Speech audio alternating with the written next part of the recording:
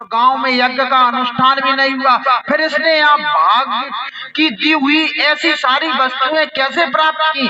इस चिंता से व्याकुल होकर इंद्र भगवान विष्णु से पूछने के लिए वेग पूर्वक क्षीर सागर के तट पर गए और अकस्मात अपने सम्राट से भ्रष्ट होने का कारण पूछते हुए बोले, लक्ष्मीकांत, मैंने पूर्व काल में आपकी प्रसन्नता के लिए 100 यज्ञों का अनुष्ठान किया।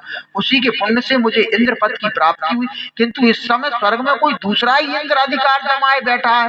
ये क्या है? उसने तो कभी धर्म का पालन ही नहीं किया, अनुष्ठान नहीं किया, ना यज्ञों का। फिर उसने मेरे दिव्य सिंहासन पर कैसे अधिकार किया?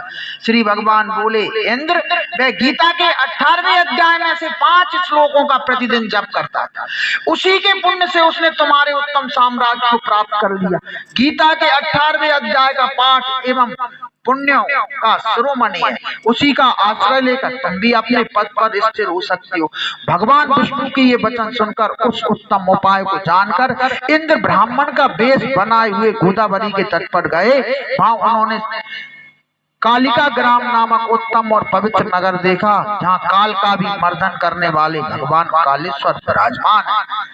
वहाँ गोदावरी तट पर एक परम धर्मात्मा ब्राह्मण बैठे थे, जो बड़े ही दयालु और वेदों के पारंगत विद्वान थे। वे अपने मन को बस में करके प्रतिदिन गीता के 18वें अध्याय का जप किया करते थे। उन्हें देखकर इंद्र ने बड़ी प्रसन्नता के साथ उनके दोनों चरणों में मस्तक झुकाया और उन्हीं से 18वें अध्याय को पढ़ा। फिर उसी के पुण्य से उन्होंने श्री विष्णु का सायुज्य प्राप्त कर लिया।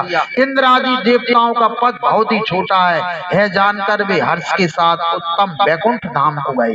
अतः इस अध्याय मुनियों के लिए श्रेष्ठ परम तत्व है। हे पार्वती, 18वें अध्याय के इस दिव्य महात्म का वर्णन समाप्त हुआ।